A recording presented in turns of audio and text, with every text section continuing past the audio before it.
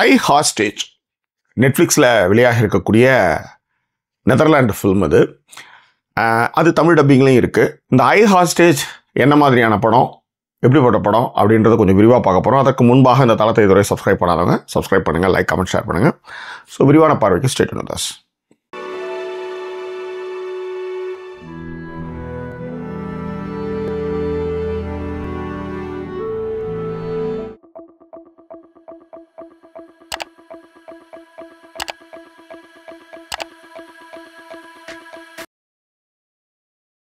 ஐ hostage நெதர்லாண்டில் Amsterdam நகரில் நடந்த உண்மை சம்பவத்தை அடிப்படையாக கொண்டு எடுக்கப்பட்ட திரைப்படம் ஐ ஹாஸ்டேஜ்.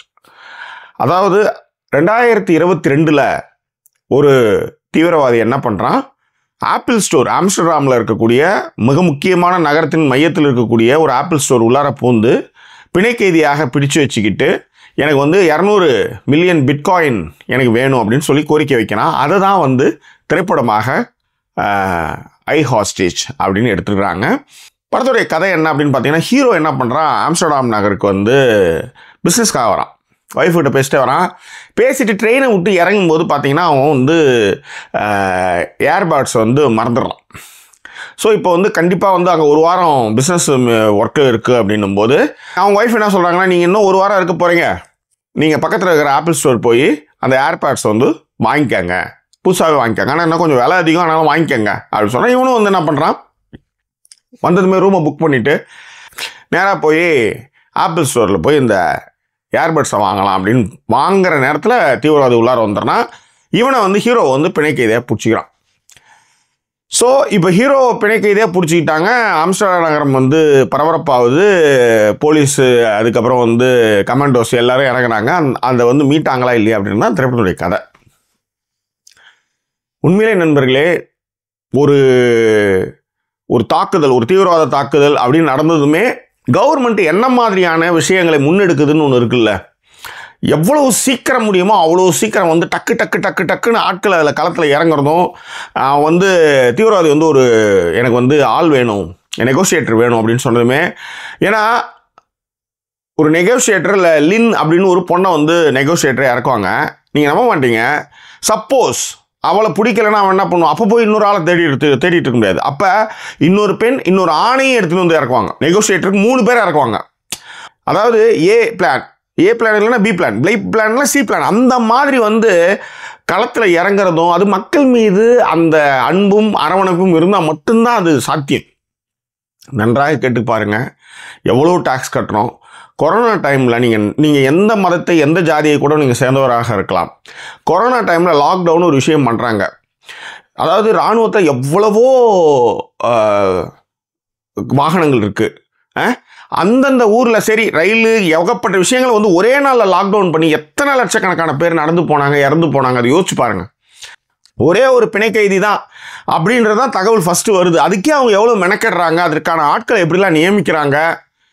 அவங்ககிட்ட வேற வெடிபொருள் வேற வச்சுருக்கான். சப்போஸ் மிஸ் ஆச்சுன்னா என்ன ஆகிறது, அவனை எப்படி நிச்சயமாக பேசுகிறாங்க. அரசு ஊழியர்கள் எந்த அளவுக்கு தன் உயிரை பொருட்படுத்தாது வேலை செய்கிறான். எவ்வளோ விஷயங்கள் இந்த படம்லாம் பார்க்கும்போது இந்த மாதிரி ஊரில் இருக்கணும் அப்படின்ற ஒரு ஃபீல் உங்களுக்கு வரும். பஹல்காம் அட்டாக் காஷ்மீரில் நடந்திருக்கு. காலையில் பேசி சிரித்த புருஷங்காரன் ஒரு 11 மணி அளவில் 12 மணி அளவில் இறந்து போகிறான். யோசிச்சு பாருங்கள், எவ்வளோ பெரிய கொடுமை. அது இன்னைக்கு திடீர்லாம் நடக்கலை. 2014 30க்கும் மேற்பட்ட தாக்குதல் நடந்திருக்கு. இதில் 1,80,000 பேர் இராணுவத்திலேருந்து நீக்கியிருக்காங்க. புதுசாக 3 வருஷத்துக்கு ஆளே எடுக்கலை. நான் சொல்லலை, ஒரு முன்னாள் இராணுவ அதிகாரி கோபமாக கத்திட்டு இருக்கார். காஷ்மீர் சுற்றுலா பயணிகளை ஏற்றதுன்றதுனால தானே அவங்களும் போனாங்க. ஒரு விமானப்படை அதிகாரி கல்யாணம் ஒரு 10 நாளைக்கு முன்னாடி கல்யாணம் நடக்குது, இப்போ இறந்துட்டார் அவர்.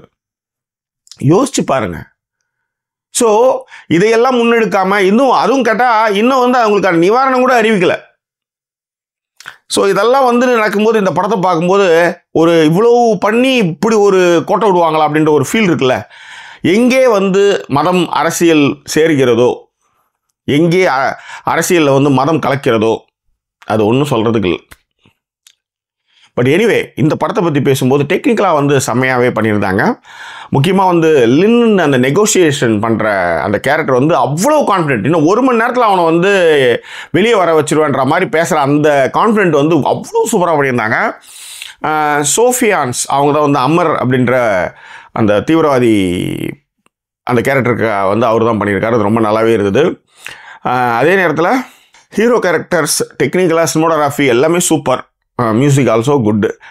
எனக்கு என்ன விஷயம்னா, ஒரு திட்டமிடல் அதை எவ்வளோ பர்ஃபெக்டாக பண்ணுறாங்க, அதுக்கு எப்படி வந்து சக ஊழியர்கள் வந்து அக்செப்ட் பண்ணிக்கிறாங்க அப்படின்றத இந்த படத்தின் மூலமாக நம்ம வந்து எடுத்துக்கிட்டு போகிற ஒரு விஷயமா நான் பார்க்குறேன்.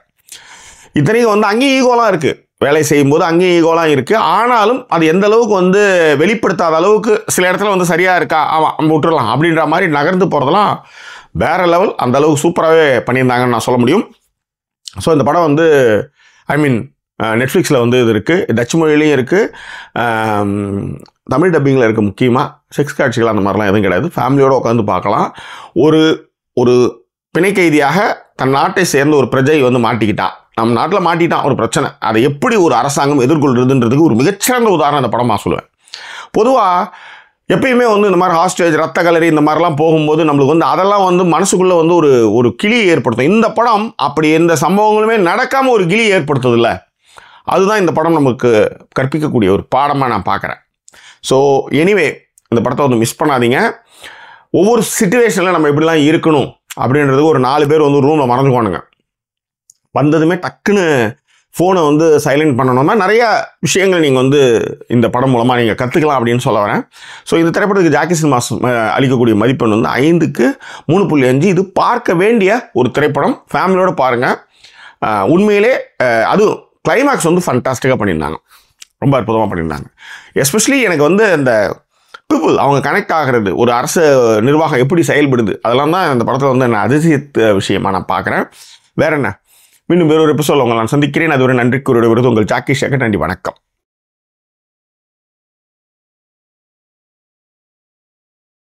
ஸோ படத்தினுடைய கதையை நான் ஏற்கனவே சொல்லிட்டேன் இல்லையா?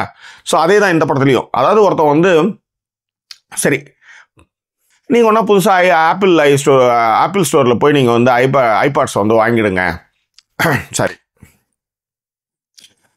இன்னும் ஒரு வாரம் நீங்கள் ஆப்பிள் ஸ்டோருக்கு